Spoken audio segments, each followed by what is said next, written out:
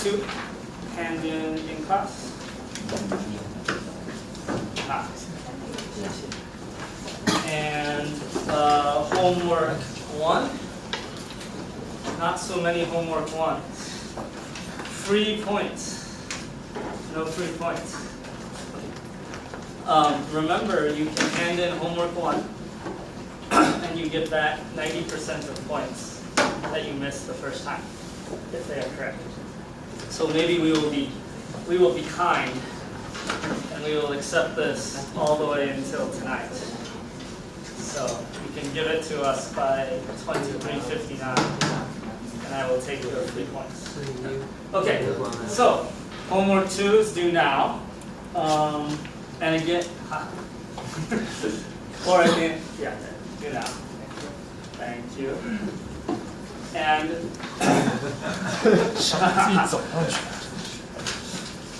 thank you. And it is the same deal. Next Monday, well, so we will grade very quickly, and you can correct these as well. But this time, I think, what did we say? 70% points. It's harder. Okay. Okay. So we are now in week 3. Week 3 of the class. So just to give you a sense of where we are going. So week 1 was about how parallelism is implemented in hardware. And then we talked a little bit about programming, SPMD programming, ISPC. Week 2 was about writing good programs, how to schedule smart, how to organize computation to reduce communication. And we also talked a little bit about GPU programming. This week, actually, so we will go back to how hardware works today. And we will talk about something called memory coherence. And then at the end of the week, so the next 2 lectures will be on memory. And then on Thursday, we'll talk about, now that you know how computers work, how to use and implement locks. And then next week, we will get into very, very modern current topics about how computers are built. So after this week, you will have a lot of the basics. And next week, we'll start talking about some modern things that normally you would see in a graduate class. So I like to give it to juniors. Okay, so here's a little bit of maybe a review for some people, maybe it's new for some of you. Okay, so what I put on this slide is I put a cache. So this cache has 16 lines. It has room for 16 lines of data. And every single line of data, let's say, is 64 bytes, just like an Intel cache. So this cache is able to hold 64 bytes of data per line times 16 lines. So here's my question for you. Is let's say that we wanted to store the value 1. Let's say int x equals 1. We write that in code. And we want to store the value 1 in the cache.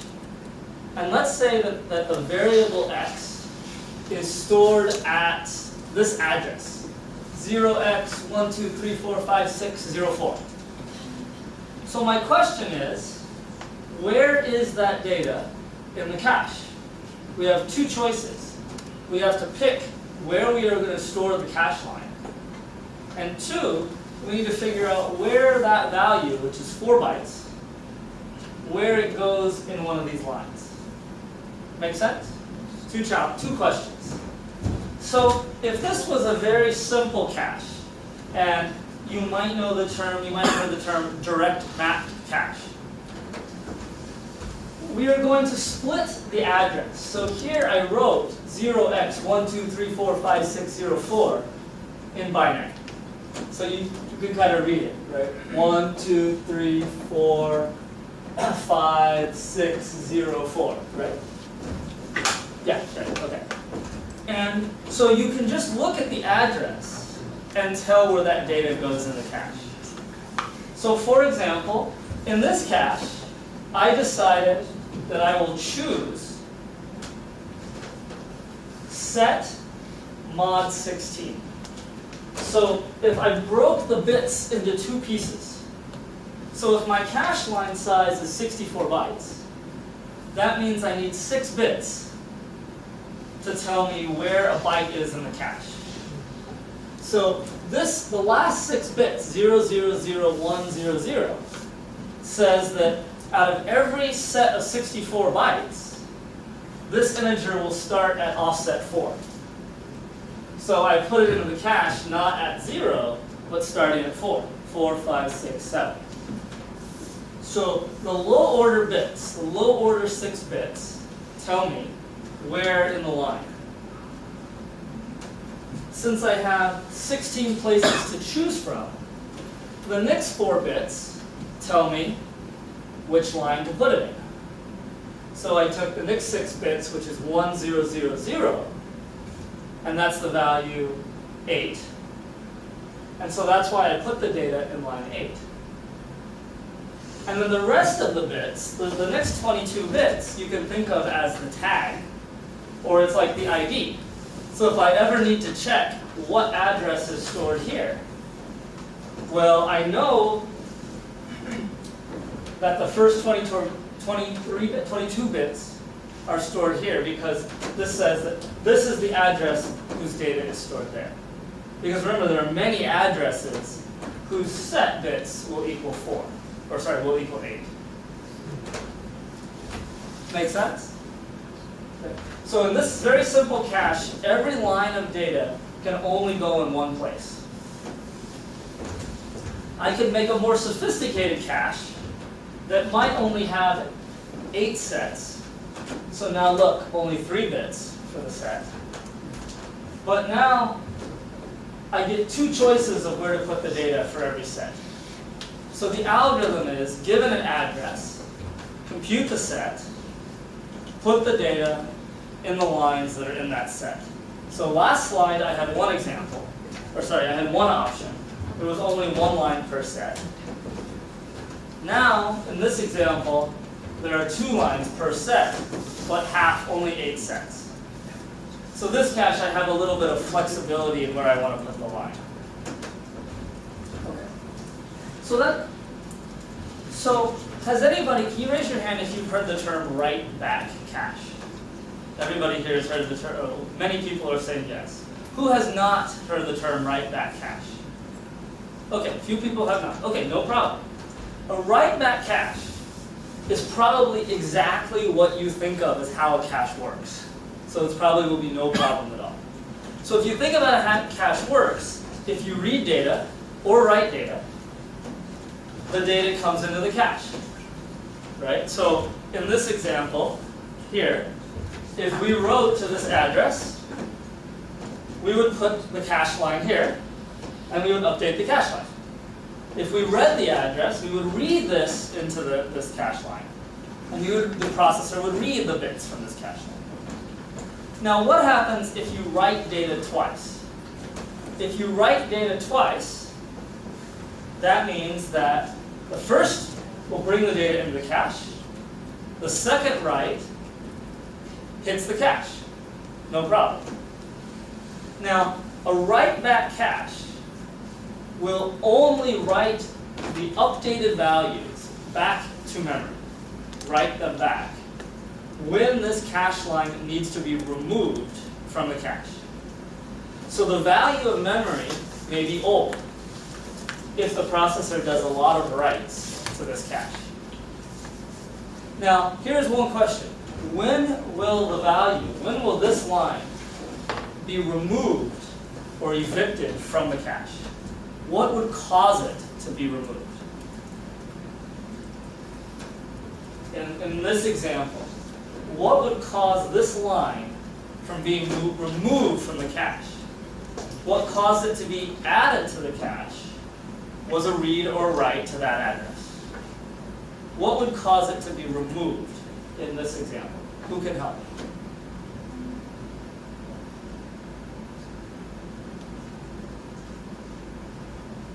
Somebody knows. something else. Why would this address ever be removed from the cache?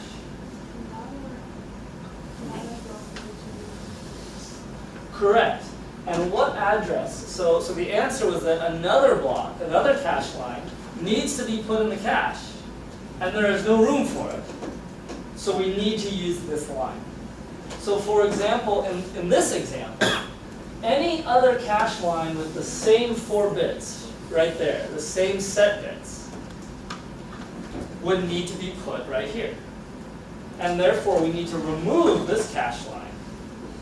And we would write it back out to memory if the values in this cache line had changed. So if this was a cache line that was loaded because of a read, if another data needs to go there, no problem. Cache does nothing.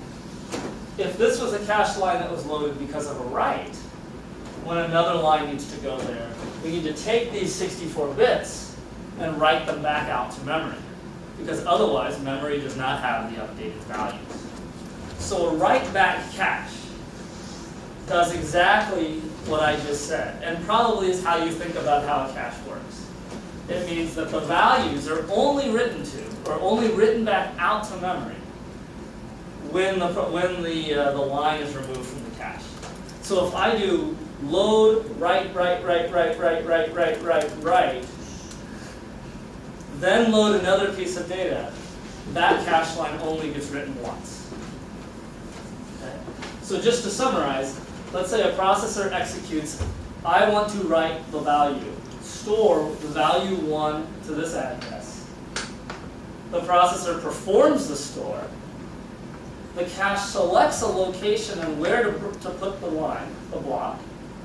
In this case, it was just look at the set bits. The cache loads the entire line of data. The cache may write the current contents back out to memory to make room for the line, load the new line, update the values, and then mark the cache line as modified, or often it is said dirty. Because if the cache line is dirty, that means if it ever needs to be replaced, it needs to be written back out to memory. Okay, so that's the only thing you probably need to know about how caches work for today's lecture. Everything else I will teach you. So now I want to start talking about computers that have multiple processors and how memory should behave if we have multiple processors or multiple cores and one memory. How it should behave is that if one processor writes to the memory, and later on another processor, another core reads the variable, well, the second processor should read the value that the first processor wrote. Otherwise, nothing makes much sense. Okay, so very, very simple. Now let me tell you a little bit about a problem that this is going to cause. Okay, so I have a computer, let's say it has 4 cores. In this lecture, I'm writing processors because it could mean real different CPUs in a big computer. But you can also think about whenever I write processor, think core on one chip. Every processor has its own cache. There is one memory, and there is a network that connects all the processors. And what I'm showing you here is I'm going to show you a sequence of operations, and I'm going to show you the value of the variable x, or the variable at address x, as stored in memory. It currently is value 0, and as stored in its copy in any of the caches. Because remember, if you bring something into cache, you're making a copy of a value that's in memory. So, okay, so let's say that processor 1 loads x, and the data is not in cache. So processor 1 brings that data into its cache, right here. So that's why I wrote there's a cache miss, and the value in the cache is a copy from memory. It is 0. And then let's say processor 2 does the same thing. So processor 2 tries to load the data from its cache. It's not there. So that cache goes and gets the data from memory, makes a copy of it, and now There's 2 copies of the variable, 0 and 0, both are correct, in the 2 caches. Now, let's say that processor 1 writes to x. And processor 1 writes the value 1 to x. And just like we talked about how a cache works, well, that's going to be a cache hit, right? Because the data's in cache. And now the value is 1. Well, memory is still 0. And processor 2's copy of the data is still 0. Because that's how caches work. And then imagine what happens if processor 3 loads x. Well, if processor 3 does not have x in its cache, it will load what value? It's a little unclear, right? But if a cache runs like what we know, it should load the value from memory and it will get 0. So that's interesting because processor 1 just wrote the value 1 to this memory address. Processor 3 loaded it after and only got 0. So you can see how something is starting to go a little wrong. Processor 3 stores x. Processor 3 writes 2 to the value x. It's a cache hit. Now the value of x is 2.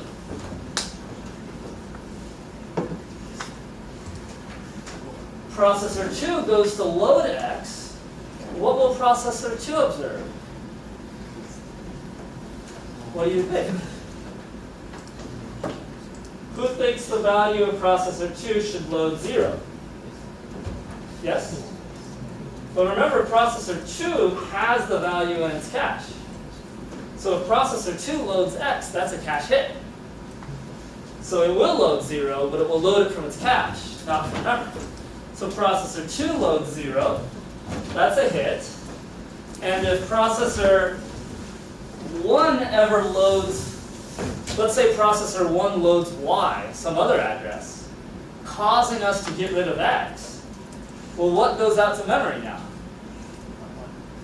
Processor 1 loads y. This means it evicts x. Processor 1 stored to 1.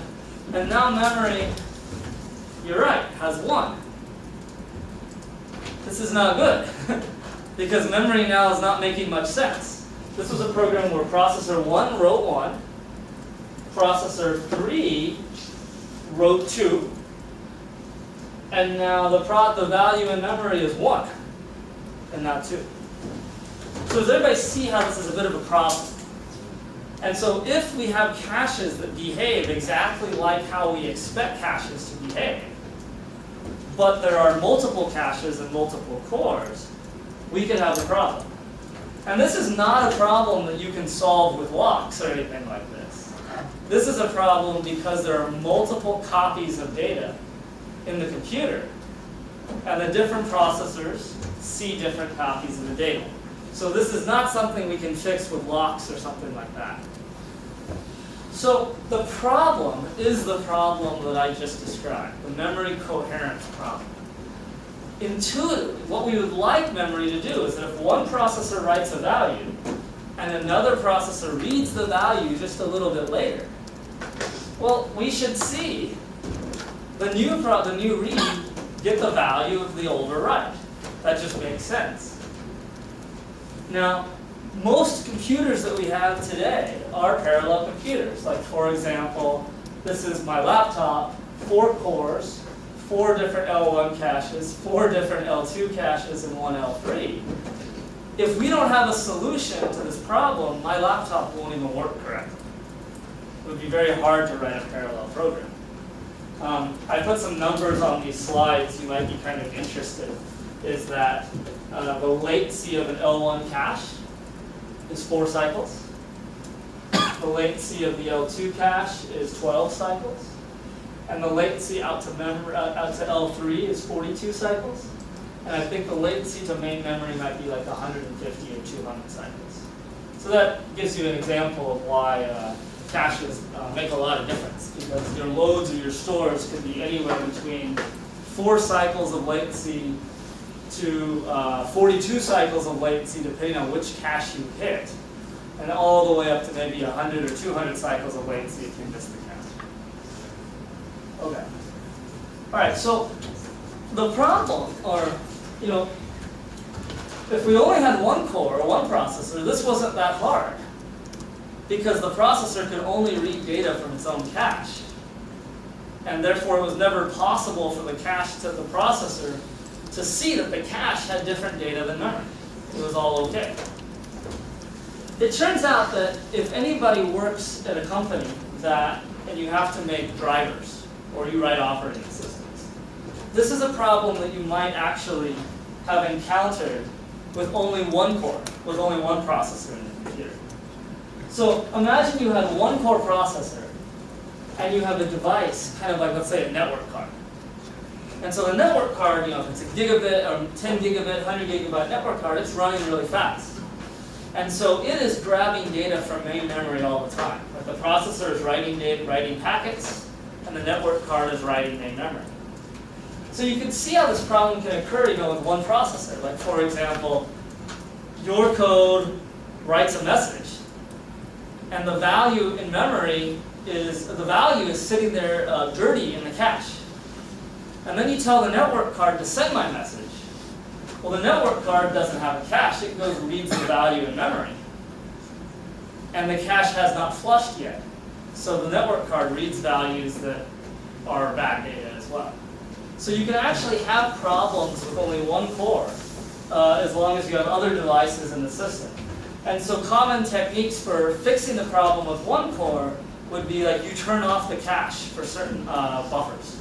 You just say that these addresses will never be cached, so that the value out of memory is always correct. Or you might set an OS, your virtual memory, you might actually set the paged out bit for everything in memory, so that every time the CPU reads the data, it causes a cache miss. So these are things that you do without parallel processing to make GPUs and network cards work okay with single core processors. But today we're going to talk about some solutions that don't require software at all. They are hardware only. So we should go back to our definition of what should memory be doing. Right? So my definition was not very precise. Like I said, if processor 1 writes data, processor 2, if it reads it later, should get those values. Well, what did I mean by later, or what did I mean by first or last? Because these are two different threads. So let's make this a little bit more precise. So I want to say that a memory system is coherent. Memory coherence exists if the results of a program are that if you look at all of the reads and writes by all processors to the same variable, to the same address, they are consistent with you being able to put them on a timeline. And if P0 write 5 is on the timeline, and P1 read X it comes later, then P1 should get 5. If P1 writes 25 and some other processor reads it, well, it should get 25. And so there are a few things that a computer has to do to make this true. So the first one is really easy. If one processor writes a value and then the same processor reads it, it better get the result of that right. Otherwise, nothing works. This is what we're used to with computers. Now the next one says that if one processor reads it, or writes a value, and another processor reads the value, at some point, the updated value needs to be able to get to the other processor. Because remember in this example here, with the caches, if P1 wrote X, wrote the value 1, and let's say that P1 never evicted, never got rid of line X from the cache, the write of 1 would never have been seen by any other processor, because it never would have gone out to memory. Does everybody see that? So unless P1 does something to evict that value, 1 is sitting here in this cache, and 0 will always stay in all the other places. So this system is not coherent because the data will not get to all the other processors.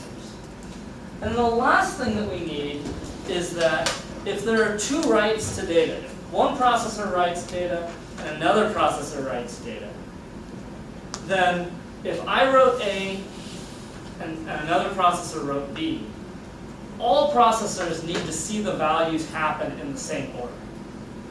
So if I write B and that write sort of gets over to you later, and another processor writes A and that value gets over to you a little bit later, they have those updates have to get to all processors in the same order. So this is the proper definition, and the proper definition may not make a lot of sense at this point in the lecture. What's useful for you to do is think about how, if you have these 3 properties, it will guarantee that you can put all the reads and writes on the timeline. Let me give you an example. So imagine that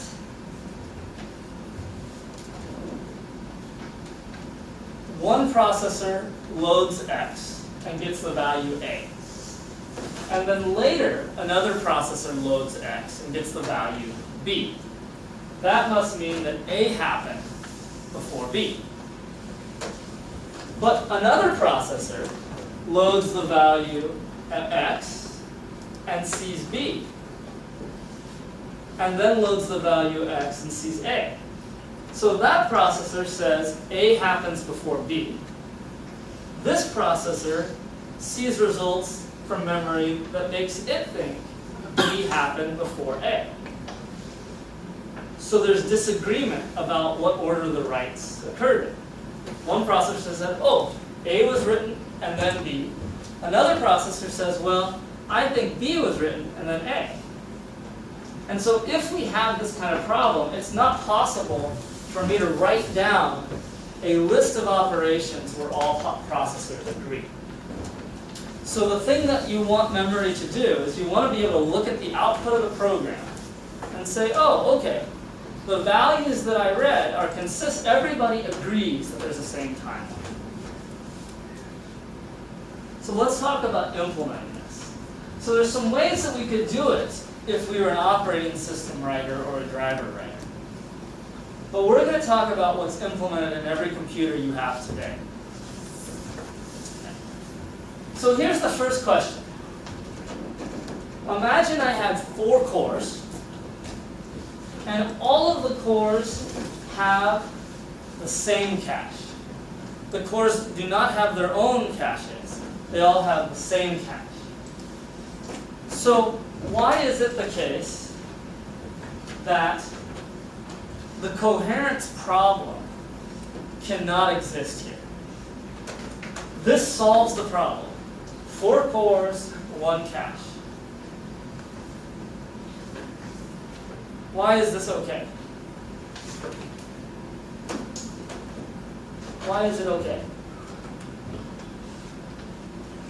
So the problem that I created was that there could be 1 copy of the data in 1 cache and a different copy of the data in a different cache. So the easiest way for me to not have multiple copies is share the cache. Don't have multiple copies because there's only 1 cache. Now, this solves my problem, but it's not necessarily a great solution because the point of the cache was to have something that was very private to the processor, so it could run very fast. And if I make a cache that's shared by everybody, then that cache may not be as fast. It might be far away from all the processors. So the first solution I'm going to talk about is often called snooping-based cache coherence. So snooping comes from the word, or from the phrase, snoop around. So to snoop around is to kind of look around and see what's going on. If somebody's like snooping on what you're doing, they're kind of always looking over your shoulder and watching what you do. If you're taking an exam, I might walk around and be snooping all the time to see nobody is cheating or something. Okay? So this is called snooping-based cache coherence, because the main idea is that every core is going to look and see what every other core is doing and says, you have a copy. That's not good. Let me fix it. So the main idea here is that every core is just going to kind of look and see what every other core is doing. Okay, so that means the following. That means that every cache has to listen to its own processor. It says, I need to respond to your loads and stores. And it has to listen to the network to see if the other caches have asked for any data from memory. So this new type of cache is going to be fancier. It will be more sophisticated. It's always asking processor, do you need me to do something? Or it's asking other cores, hey, did you do something that I need to know about? It has to do these two things. Okay, so let me go through a very, very simple implementation of cache coherence. And I'm going to make one assumption that's a little weird. When you write to a piece of data, let's just assume the write immediately goes to memory. It gets copied all the way out to memory, just to make this a little bit easier. Okay. So the same diagrams, imagine that the two processors load data into their cache. So we have a copy of 0 at all locations. Okay. Now imagine that P1 writes 100 to X. So 100 to X. It updates the cache, and it updates memory. Okay. And so now when, right. So it writes to the cache, it writes to memory, and notice that, okay, if it writes to memory, there will be a message sent from the cache to memory over the network, over the chip network. But processor 1 will see that, can see that message. It says, processor 0 just wrote to memory. And so when processor 1 sees that message, it's going to invalidate or evict X from its own cache. So notice that P1 had X, and now P1 does not have X. So internet connectivity is load X, store X, and then processor 1 says, I'm going to throw away the data in my cache. And now when processor 1 loads the data, it's a cache miss. It gets the data from memory, and it will load 100. So two things changed. The first thing that changed was that the write of processor 0 went all the way through to memory immediately. So every write updates memory. And the other thing that happened was that whenever processor 0 wrote data and updated memory, processor 1 threw away any copies it had in its own cache. And the reason why it threw it away was because if it ever needed to read that data again, that would create a cache miss, and then new data would come back from memory. Now, this kind of solves the problem. It's now impossible for P1 to have an old copy of data, because whenever P0 writes, P1 just gets rid of its line, throws it away. It says, I'll read it from memory again later. So I've solved my coherence problem, but something's very inefficient here. And what's the thing that probably is bothering you about my solution?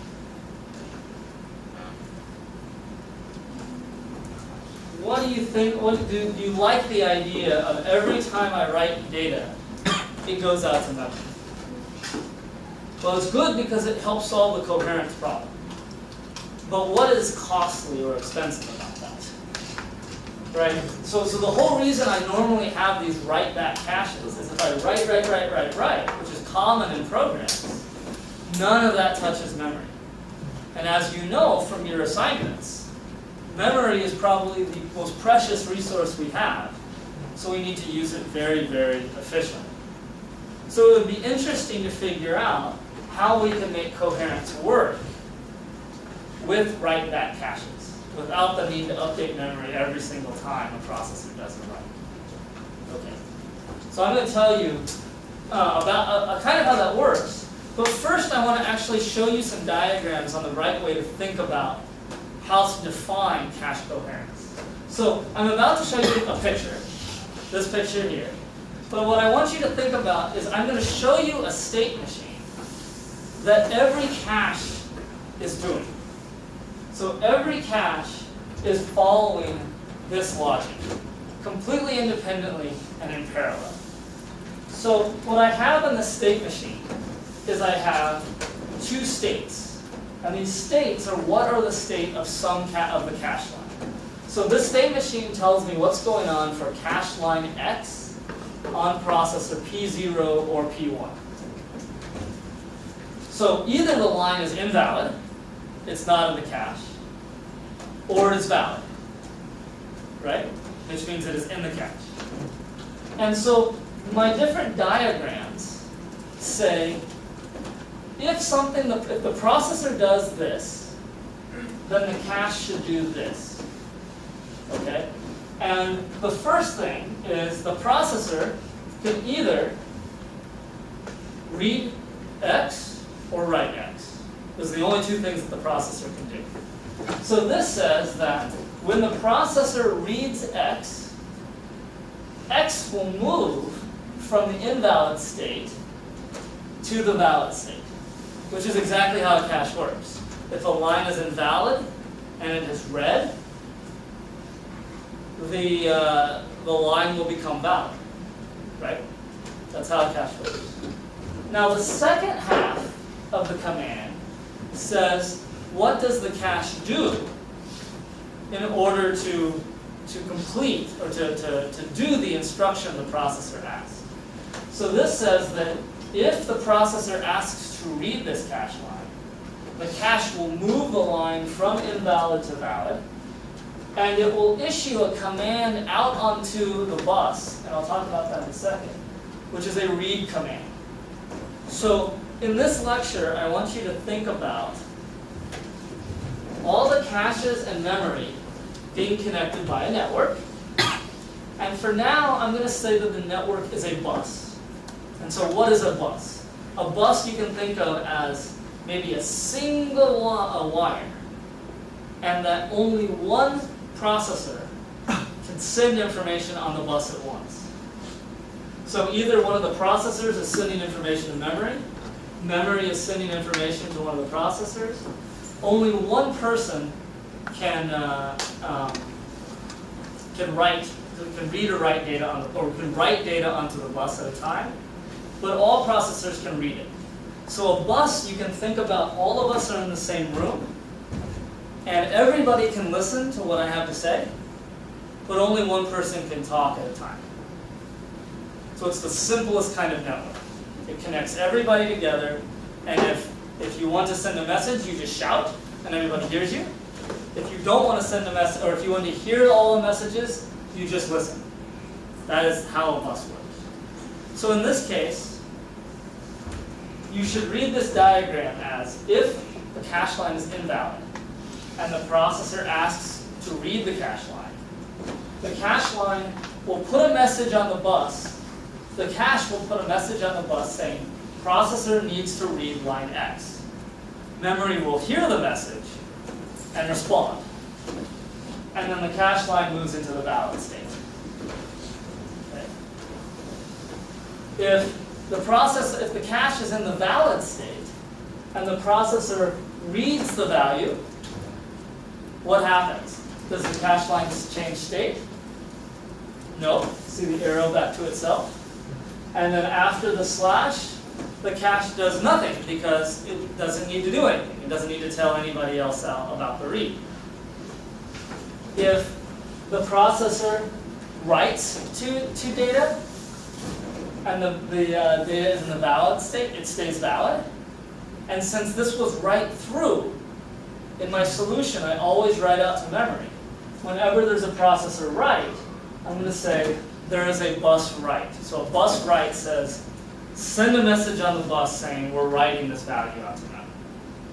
So the first thing is what the processor is saying. The second thing is what the processor, what the cache needs to tell all the other people in the system. Well, does so over the bus. Okay. Now here's the most important part of this diagram. If a cache line is valid, so if processor 1 has X in the valid state, and it's listening to what everybody else is doing, if processor 1 hears processor 0 shout out, I am going to write to cache line X, what does my diagram say needs to happen? My diagram says that what does the processor 1 cache need to do? You should be able to read it from the diagram. This says, when I hear another processor is writing, I move from valid to invalid. And I don't do anything else. I don't send any messages myself, but I'm sitting here listening. And every time some processor shouts on the bus saying, I am writing to address X, I go, ooh, I have a copy of that in my cache. I'm going to drop it. I'm going to get rid of it. So that if I ever read the value again, I will ask for the value from memory. And therefore, I'll get the most up-to-date value. So that's how I'm going to draw the definition of how to implement coherence as one of these state diagrams, where every cache line is in some state, and the diagram describes what the cache has to do whenever the processor tells it to do something, or whenever it hears some other processor doing something. Okay. So is that okay? Does this sort of make sense? If there are any questions about the diagram, this would be a good time to ask me now. Okay? Yes?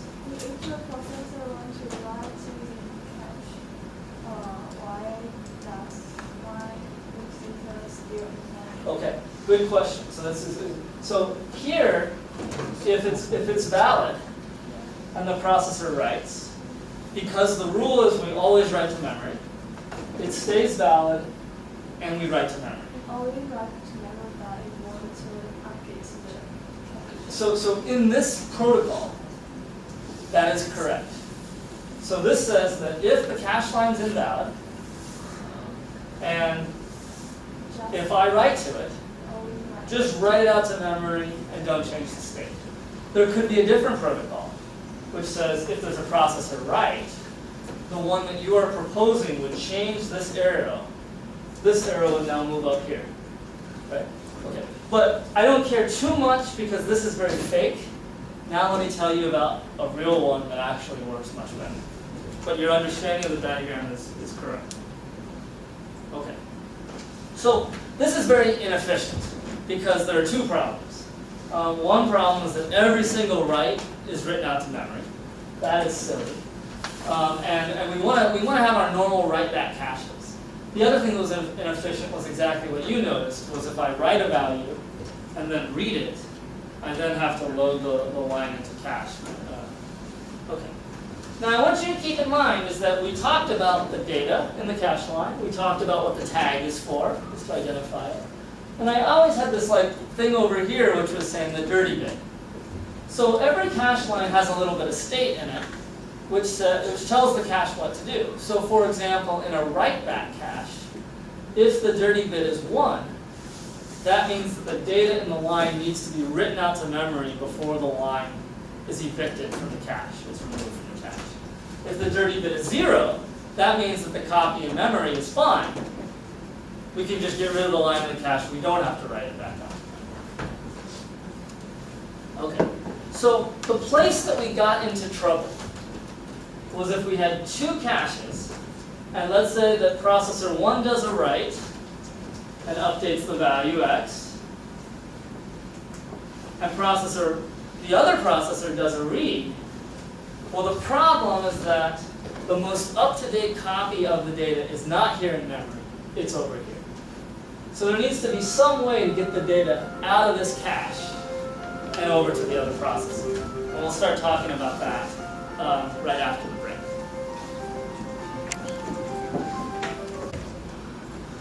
those of you on the internet, there will be a review session on Wednesday night. Okay. Okay, so let's think about how to solve this problem. I think everybody understands the problem really well. So now let's think about how modern computers solve this problem. So I think there's two big ideas. Yes. So right now in the cache, it has a line is either valid, invalid, or dirty. Like, so it's valid or invalid, and if it's valid, it might be dirty or not dirty. So now we're going to have some rules about when we can write to data in the cache or not. And the most important rule is that the only time data in a cache can be written to is if we know that no other cache has a copy of the data. That is the most important rule in this class. So everything we're about to do is all the caches are going to work together to make sure that before any cache writes to its copy, it is certain that no other cache has the data. And that's basically the only rule. Okay, so I'm going to describe to you a protocol. Here are the full details, but it's far more useful to not think about the words, but to think about the pictures. So now, instead of invalid, and I have two different valid states. So one valid state I'm going to call shared, and the other valid state I'm going to call modified. M. Okay? So if the whole idea is going to be a cache can only write to the data if it is in this state. It cannot write to the data if it's invalid, because it's not in the cache. But it also cannot write to the data what's in this shared state. So data that's in the invalid state means not in cache. Data that's in the shared state means I have it in the cache, it's valid. But other caches may or may not also have a copy. And the data in the modified state, which you can think about as the exclusive state, says that I have it in my cache, and I know for sure that no other caches have this data, a copy of this data, in their cache. Okay? So you can only write to data in this case. And let's talk about how this works now. So I want you to help me draw the picture. So here's a question. If you have some data in the invalid state, and the processor reads the data, how does the state of the data change? Let's say it's a read. Okay? So it'll move to the shared state, and so there'll be an arrow here, correct? So if the processor reads the data, we move to the shared state. But notice what this is. So this says that, well, the processor has to announce to everybody else. The processor says, I am reading this data. Now, of course it needs to say that, because memory needs to say, oh, okay, and give you the data. Right? So when the processor reads the data, and the data is not in the cache will move the line to the shared state, or really the cache will announce, I need this data. Memory will give the data, and then the line moves to the shared state. Good. Now, if the data is in the shared state, and the processor reads it, what does my arrow look like now? Still shared, just like that. And does the processor have to announce to anybody that it is reading the data? No, because it doesn't need to tell memory. It already has the data. And any other processor has already heard that you're reading the data. So you don't even need to tell the other processors as well. Okay, what about a write from the invalid state? If I write from an invalid state, where do I draw the arrow? I'm going to go all the way to the modified state. So it's helpful to think about this being acted out. So processor says, I'm going to write to this data. Memory says, okay, well, here's the value. And the data goes all the way up here. Now, I went ahead and I wrote bus read X here. So here is we announced that we're going to read. Here we announced that we were going to write. And the reason why I wrote bus read X and not bus write doesn't really matter. But really is I'm reading the value from memory, because that's why. And I want exclusive access to it. So that's really what it says. Bus read exclusive. So memory, give me the data. And for everybody else who's listening, I intend to write to it. I'm loading it in my M state. Okay. And notice that the same is true if the data is in the shared state. But that's actually a little bit different than before. Because before, if the data was in your cache and you wrote to it, that's a cache hit. Now notice what happens is when the data is in the shared state, remember in the shared state, the other processors think that you were reading from it. When you want to write to it, when the processor goes to write, you have to say, memory, I don't need the data, but everybody else, I'm now about to write to this data. So you still have to say bus read, bus exclusive access. So whenever you're going to write, the answer is I'm going to write, and then you move to the M state. Now those two at the top are pretty easy. If you have the data in your cache and you know that nobody else has the data, if you read or write to it, you don't have to do anything. Okay. So now comes the interesting stuff. Okay, so let's see, which one should I choose first? Right, okay. So let's say that you have the data in the S state. You say, I have the data in my cache. Some other caches may have it as well. What happens if you hear some other processor shout out, I want to read the data? I want the other processor say, I want to read the data. What does the arrow look like?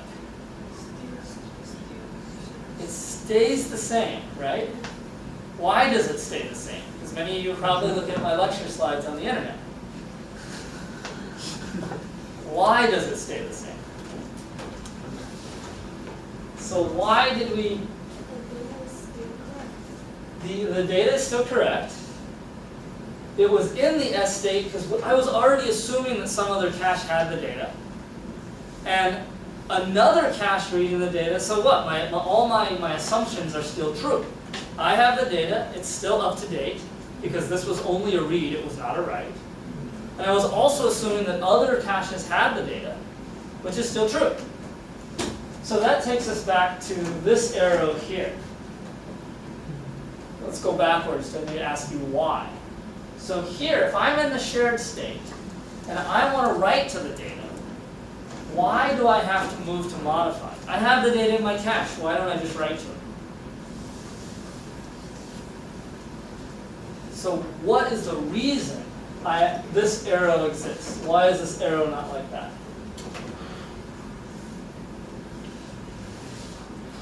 Because what's the major rule here?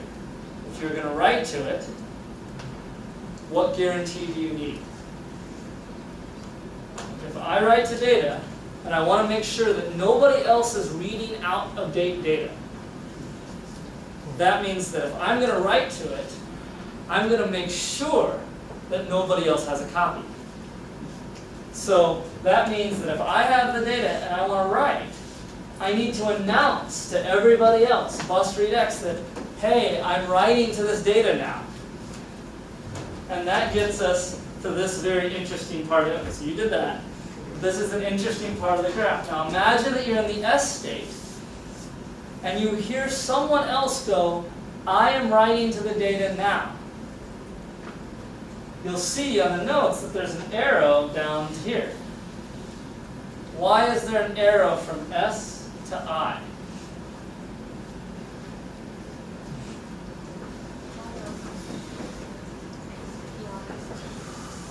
So let's think about this. Another processor is going to write to the data. I have a copy. My copy is about to go stale. It's about to be out of date. So if I ever read my copy again, I will get out of date data. Memory will not be coherent. So how do I guarantee that if I ever write the data again, I need the most up-to-date copy? Well, how about I just invalidate the line from my cache? Because the next time I read, I'll take a cache miss. Okay? So notice what's going on here now. So in the S state or the I state, if you want to write, you first shout out, I'm going to write. Every other cache is always listening. And if they hear, I am going to write from someone else, they get rid of their line. They will drop from S to I. So notice that if you hear, I am going to write from somebody else, you invalidate your cache line. And the reason why you invalidate your cache line is because if you ever read again, it will be a cache miss. So that means that you have to announce, I am reading. Because whenever you do a cache miss, you go, I am reading now. And so if I say I am reading now, or sorry, if someone else says I am reading now, and I'm aligned in the M state, what do I do?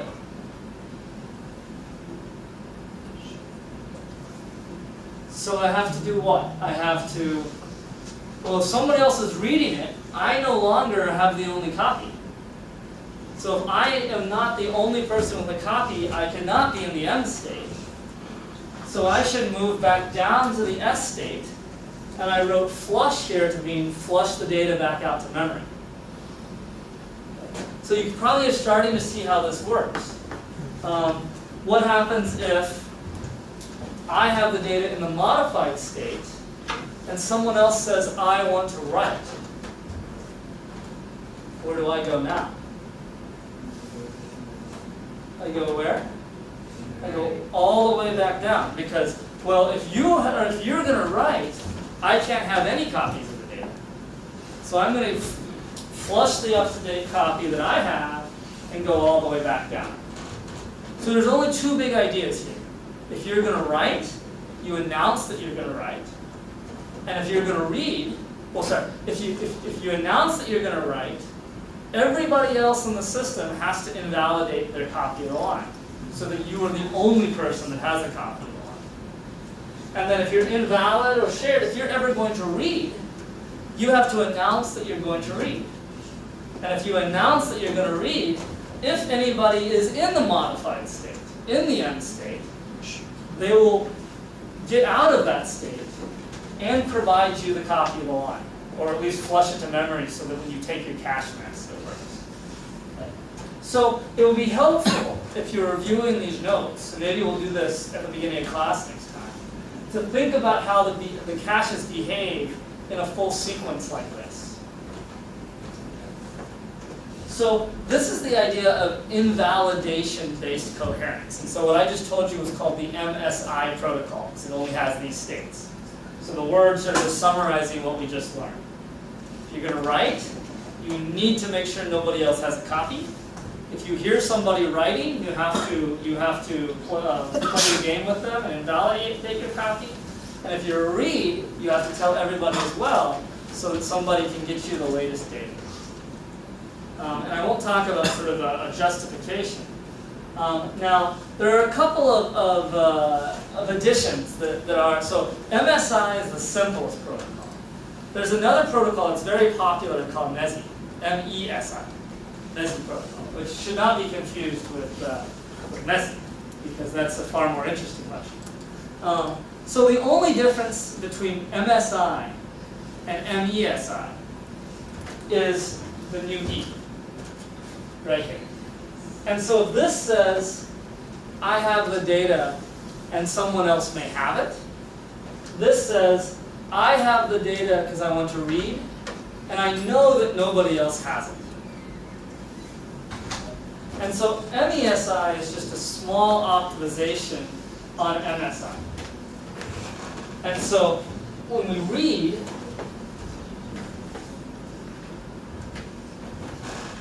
the only difference now is that when I say I'm going to read the data, all the other processors either say, I have a copy too, and if they have a copy too, we will load into shared. Or if I say I'm going to read, and everybody else looks at me and says, we don't have a copy, we don't care, why are you telling us this? I will load the data into the E state. So now there are just two states that allow me to read the data, and I know whether or not it's actually shared or not shared at all. Because in MSI, MS stood for kind of maybe shared. Maybe shared. Okay. And so the one reason why this is pretty cool is that it's very common in programs to read data and then write the data. Like for example, if x is greater than 0, x plus plus. So you want to read the data and then write the data. And the MESI protocol will say, oh, it's invalid. Let's load it into the E state, exclusive but read-only. And then if you ever want to write to it again, you don't have to tell anybody else, because you know that nobody else has the data. Whereas if this was just the normal S state in MSI, you would immediately say, oh, well, I now need to write the data. And you would have to tell everybody, you would say, I'm going to read. Everybody else is like, we don't care, we don't have the data anyways. And then you would say, oh, and now I'm going to write. And they'd be like, we told you we don't care, we don't have the data anyways. So MESI is just an optimization on MSI. And you can look at the protocol. So basically what I talked about is pretty close to what's in most modern processors. So what's in most modern Intel processors is, it's not 4 stages, it's 5 stages. But the only difference actually, the 5th stage, is just a little marker where one of the cores that's sharing the data is responsible for handing data to a processor on a cache miss. So if I say, oh, I need to read the data, one of the other cores will just say, oh, here it is. And that's the core in the 5th stage. So basically what I've talked about is more or less how these things work at a very basic level. Now of course it can get a little complex because real computers don't just have one cache per core. They have an L1 and an L2, and even an L3. So there's a few things that sort of one might do to make this work. And this is a little bit more detail that you may not care so much about. But like for example, what if the cache, a line is in the writable state in the L1 but not in the L2 or something like that. So there's a lot of tricky things you have to play. Let me give you one example. I'll skip this. Like for example, what if we had a cache and the data is invalidated. It's gotten rid of, the L2 gets rid of the data. Because the L2 cache is the one that's right next to the bus. And the L2 cache here, some other processor go, I'm going to write to the data now. So the L2 says, okay, I'm going to invalidate my line. Because those are the rules. If you're going to write, I'm not going to keep the data. But now the L2 has to tell the L1 to also invalidate and things like that. So it can get a little bit trickier when you're thinking about multi-level cache hierarchies. For example, if the L2 cache might have a bit in it which says, oh, this cache line is also in the L1. So if I ever invalidate the line in the L2, well then I should also invalidate the line in the L1. It can kind of go the other direction, which would be the line might be modified in the L1, but not modified in the L2, because we haven't flushed the L1 to the L2 yet. So that if this cache takes say, hey, you need to flush the line, L2 needs to tell L1, oh, I need the latest copy, L1 flushes to L2, and then L2 flushes to this. So I just wanted to point out that it can get just a little bit more complicated than what I was talking about. Okay, but, But the main idea is that now every cache is listening to what every other cache is doing. It's very nosy. And every cache is yelling to every other cache what it is doing. I'm going to read, I'm going to write. And all the other caches are going, oh, okay, then I need to do this. Oh, okay, then I need to do this. So that's what's going on in the systems. And if you're saying, wow, that's a lot of communication, it's true. It is a lot of communication, and it can be quite costly. And that's actually the reason why GPUs do not implement cache coherence. So it's very possible for the problems that I described in this lecture, you can actually observe them on GPUs if you care. GPUs do a lot of things to make it seem like things are okay, but really, like in between calling a kernel, the GPUs are like flushing all of their caches and everything to make it actually to make it possible that the results on one processor are visible on another processor. So no modern GPUs implement cache coherence except for the GPU in your Intel computer.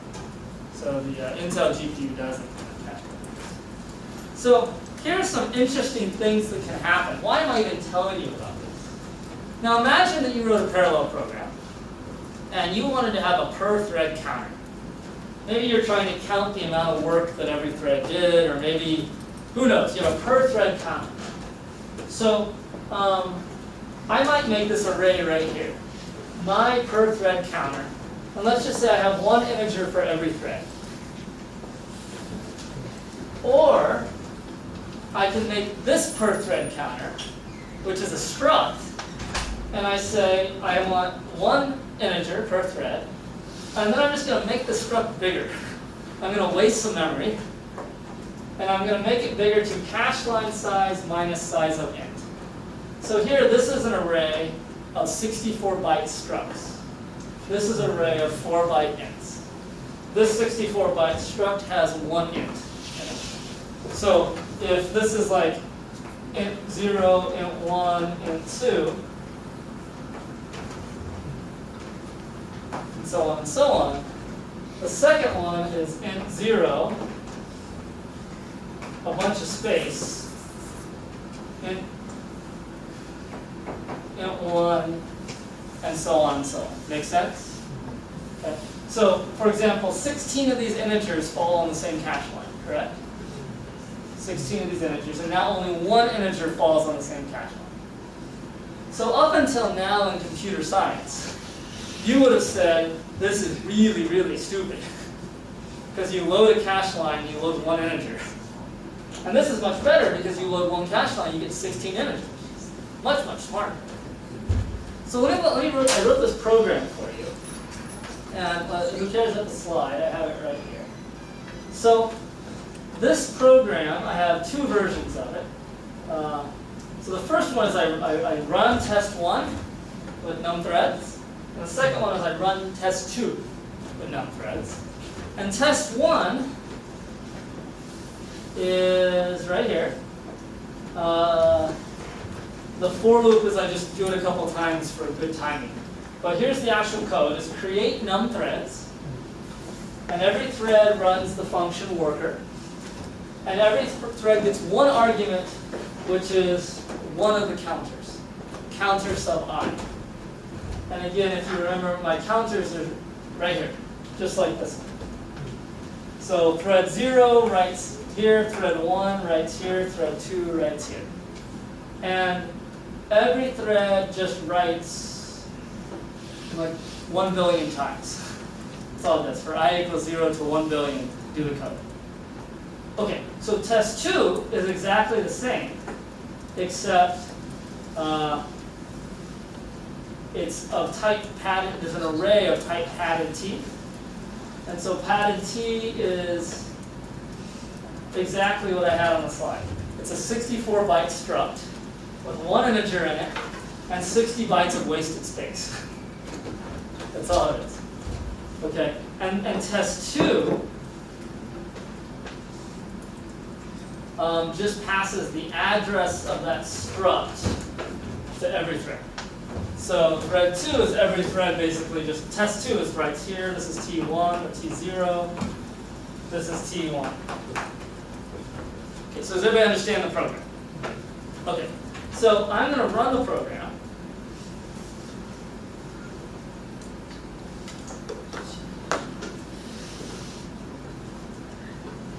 And this is my 4-core, 2 hyperthreads per core laptop, so I'm going to create 8 threads. Which program do you think is going to run faster? This program or this program? Sorry? Second one. Why are people thinking second one? Now I want you to go back and think about what we just learned. So in the first program, I'm going to start running the program while we're talking. So it's running test 1. The first program, all of this data is on the same cache line.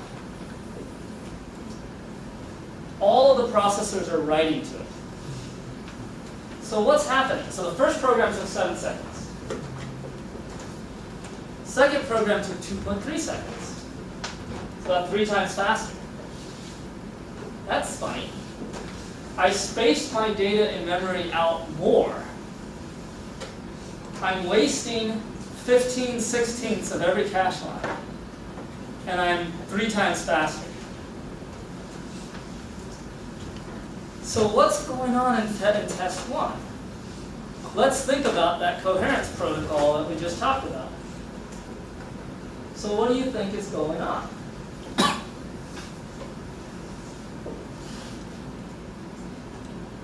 And let's just think about the simple one, the MSI. So right now what's going on is every thread is saying, I want to write. So what does every other processor need to do? It drops the line out of its L1 cache, L2 cache as well. So now this processor says, I want to write to my counter. What happens? The other processors drop it out of their cache. So every time a core writes, it is almost certainly writing the data that's no longer in cache, because every single write by any thread causes all other threads or all other processors to drop the line. What's going on in this program? So I spaced the data that I made sure that no 2 threads were ever writing to the same cache line. So thread 1 goes, I'm writing to this cache line. And all the other cores go, well, we don't have it. Nobody cares. The next iteration of the loop, thread 1 goes, I'm writing to this cache line. In fact, thread 1 doesn't say anything at all to the other cores. Why? Because that data is still there in the modified state, right? No other processor wrote to that data, so it's just there in cache. So my second program, the minute all 8 of the threads loaded, ran the first iteration of the loop, or really all 4 cores, not really 8 threads, all 4 cores, had the line in a modified state, they didn't have to talk to each other again for the rest of the program. Whereas the first example, every single iteration of the loop, every core is talking to every other core. So it's kind of unintuitive. So if you saw this behavior in the program, you would be like, what in the world? This is 3 times slower. And my program has 0 communication at all.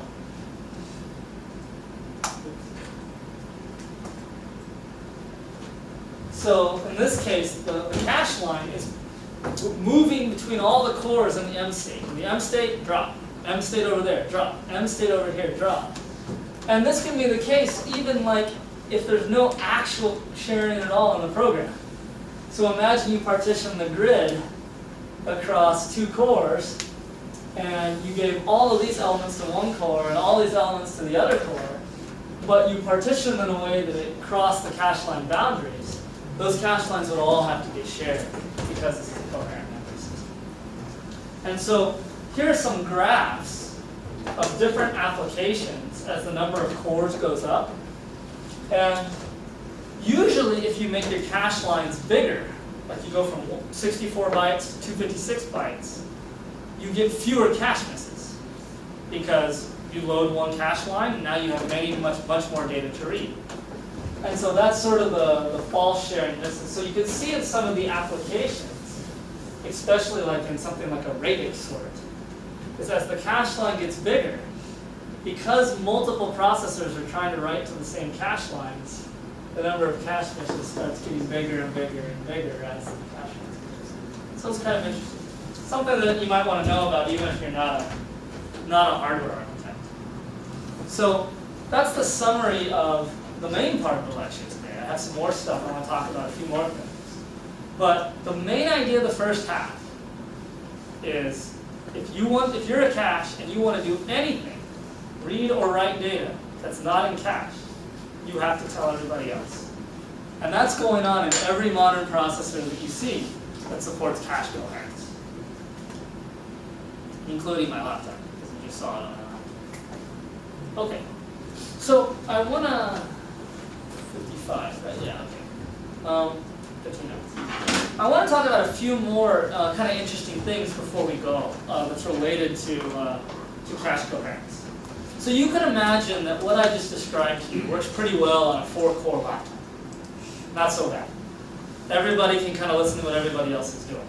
Just like, we can have a conversation together in this room, but that's not going to scale to a classroom of 500 students. So the question is, how can we make cache coherence work, but also scale to much bigger machines? So some examples of bigger machines is, in the first part of this lecture, I said, well, there's all these caches and one memory, one big memory. But as the machines get bigger, like with supercomputers, well, every single processor might have a little bit of memory right next to it. So memory is partitioned across literally the different servers. So this is a supercomputer, where any processor can load and store to any address. But those addresses may be very close, or they may be very far. So it kind of seems wrong that we build these computers with some memory really close to a processor. But if it's coherent memory, I still have to talk to all the other processors anyways. So it would be really bad if I built this system that allowed for some fast and for some slow memory access, but coherence made everything really slow. And this is not even just true in a supercomputer. Take, for example, a normal server with 2 sockets. Each socket has its own channel connecting to memory. You may not know that if you're working on a 2-core, 2 CPU server. But if this core accesses memory that's stored by this DRAM, well, the data goes here, here, here, here, over the interconnect, over here, and then that's how the load works. And that load can be a little slower than a load that goes here, here, here, here, out to this DRAM. So even in pretty small systems, we have different memories that are closer and farther to some processors. And even though in all my diagrams right now I just made one line that says this is the network, it might be important to realize that in any modern computer, including like my quad-core laptop, that network isn't really a bus, it's actually some network. So on Intel processors, the network is actually a ring. So all the cores are arranged in a ring, and they communicate by sending messages around the ring. So in order to tell every processor that you're going to do a read, that's a lot of messages you have to send around this ring. And that's exactly what you saw right there in that example. So a modern Intel processor actually has 4 cores, or my laptop has 4 cores. They're each connected to the ring. There's also a graphics core, and then that's the connection out to memory. And so if a core wants to send information to another core, well, these 2 cores will be really fast. This core has to go here, here, here, here, here, here, here to get to this core, and so on and so on. They actually connected every processor to the ring twice, so that the ring can always go in one direction. And so if it was only connected once, to send from this core to this core, you have to go all the way around here. Whereas since it's connected twice, you actually can just go from here to here. It's actually kind of clever. It means that you can get the latency of being able to send both directions without the challenge or the complexity of having to send both directions. So all messages go the same direction around the ring. But you can imagine that, like, wow, coherence is sending a lot of messages. And so, these snooping schemes, everybody kind of listening to what everybody else is doing, that doesn't scale beyond, a few cores. And so there's another way to do things that is conceptually actually also kind of simple, but a little harder to implement, and that's called a directory-based scheme. So far, everybody's like, what are you doing? Oh, okay, I'll do this. What are you doing? Oh, okay, I'll do this. What are you doing? I'll do this. Now it's very different. we're just going to have a single place in the computer, like a single book called the directory, kind of like the phone book, that says, here's the list of what processors currently have this line in cache. And if you want to read or write, you don't yell to everybody anymore. You just kind of go quietly look it up in the book, and then go ask those cores to invalidate the line or give you the data. So you should think about it like this. So if I have a bit of memory here, processor, cache, memory, sitting right next to that memory is also a directory. So for every cache line in memory, let's say it's I will have a bit, and that bit is 1 if the processor has if that processor has the data in cache. So if I want to know who has the data for a cache line, I don't say who has the data I'm going to write. I just go look at the directory. I open a book up and say, oh, it's you, you, you. I need to tell only you 3 people to invalidate the line. So here's an example with 3 processors, and let's just say I made 3 different memories. And so any processor can access any address in memory. And with every single piece of memory, I have a directory. So this directory tells me so this line here tells me what caches have this line in memory. This directory here tells me what caches have this line in memory. And I have 3 boxes here because there are 3 processors. So these 3 one of these bits will tell me who has the data. So if processor 0 wants to load some data, let's say it wants to load address X, it wants to load this piece of data. It's going to send a message to processor 1, and it's going to say, hey, I'd like to read the data that you're responsible for managing. And so processor 1 would say, oh, okay, well, I'm going to make a note that you have the data, and I'll send the data back to you. So now look, there's a copy of this address in the local cache. But I didn't shout out to all the processors. Processor 2 did not know about this at all. I just said, oh, processor, I need this data. I know that based on the address, it's managed by processor 1. You're like, hey, processor 1, can I have this? And he'll go, oh, okay, sure, here you go. And, okay, so that was a read.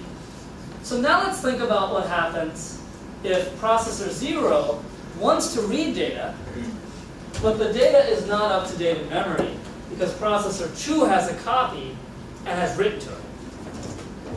So in this example, the latest copy of the data is actually over here in processor 2's cache.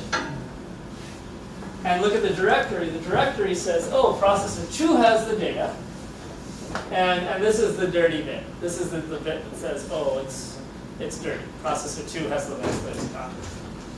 So in the directory scheme, the same thing. Processor 0 sends a message over to processor 1, says, hey, Mr. Processor 1, you manage the data for the memory address that I want. Can you give me the data? And processor 1 will say, no, I cannot. But processor 2 has the latest copy. Please go ask processor 2 for the data.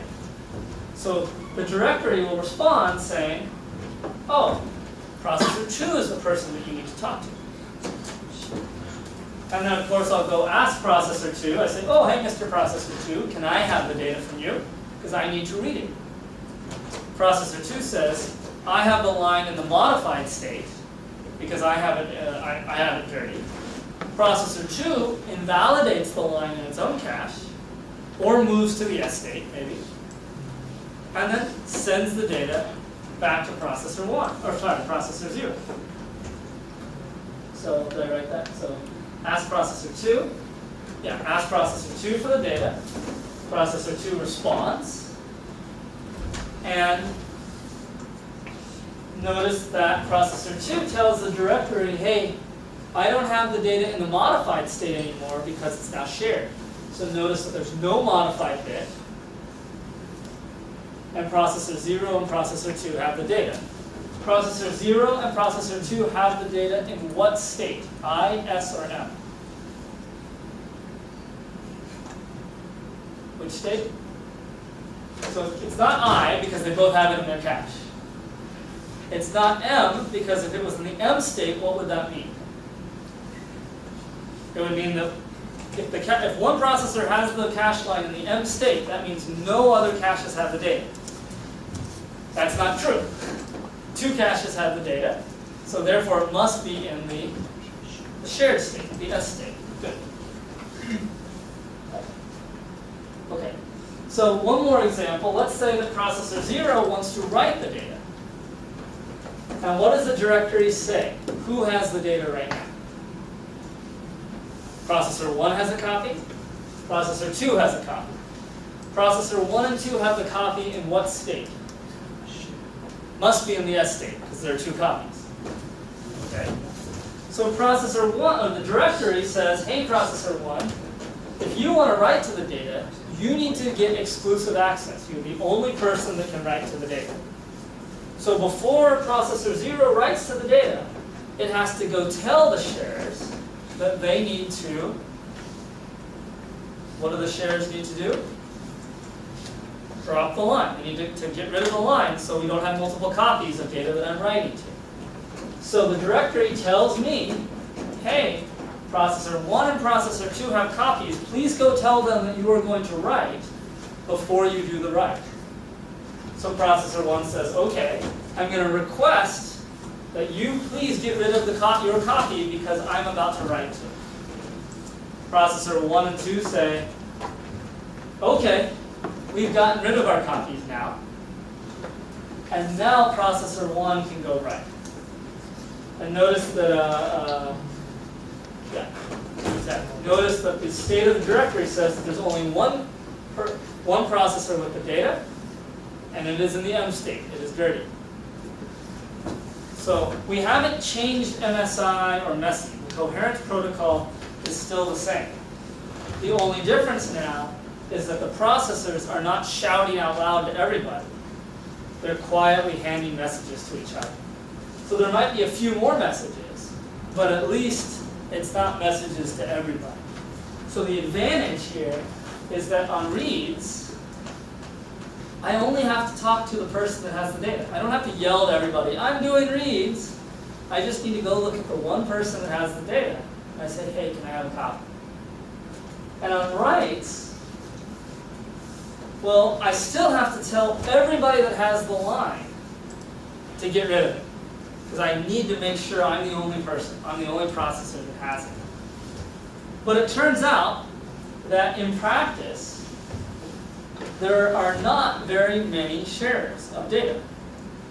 So these are some examples run in some experiments. There are 3 different applications. And this is a 64-core system, big computer. 0. And so this is a histogram on every time there was a write, how many sharers of data were there. So this says that most of the time, only one other processor has the data. And there's sometimes there's a few processors that have the data. But it's very, very unlikely. It's very rare in these applications for there to have many processors with the data. So that means that whenever a processor wants to write, it doesn't need to tell all 64 cores. It just needs to tell a couple of the cores that happen to have a copy.